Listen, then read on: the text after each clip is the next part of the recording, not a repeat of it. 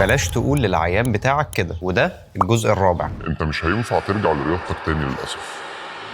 دي جملة بتطلع من دكاترة كتير للرياضيين اللي بيجوا لهم. بيبقى مثلا حصل له مزق في عضلة معينة أو جاله رباط صليبي اللي هي حاجة كبيرة قوي، فطبعا أول ما بيشوف الأشعة بيقول له لا والله للأسف أنت مش تقدر ترجع للرياضة تاني. يعني بعيدا عن إن الكلمة دي هي ممكن تقعد رياضيين كتير في البيت، كان ممكن يكملوا حياتهم عادي، إلا إن أصلا أنا ما بشتغلش تقريبا غير مع رياضيين، مش شرط يبقوا بروفيشنال، بس حد هو بيلعب رياضة. والحمد لله ناس كتير قوي من اللي أنا بشتغل معاهم بيرجعوا للملعب عادي جدا. يمكن أكتر حاجة بتطول معانا هي الرباط الصليبي، ممكن نقعد 9 شهور او اكتر من 9 شهور. وطبعا لو حد عامل حادثه كبيره قوي او مركب شرايح ومسامير، يعني عامل عمليه كبيره شويه. لكن في العموم 90% من الاصابات اللي بتحصل بتاخد وقت اقل من كده، والناس بترجع لرياضتها عادي جدا. وياما شفنا رياضيين كبار قوي زي لعيبه في نوادي كبيره، لعيبه كوره، لعيبه باسكت، لعيبه تنس، بيتصابوا اصابات كتير وبيرجعوا عادي جدا للملعب. فخليك دايما بتقول للعيان كلام يشجعه مش كلام يحبطه. ولان انا دكتور علاج طبيعي، فانا شغلانتي في العلاج الطبيعي والتأهيل إن أنا أرجع العيانين للحالة القديمة بتاعتهم، أو على حسب الهدف اللي هم بيقولوه لي.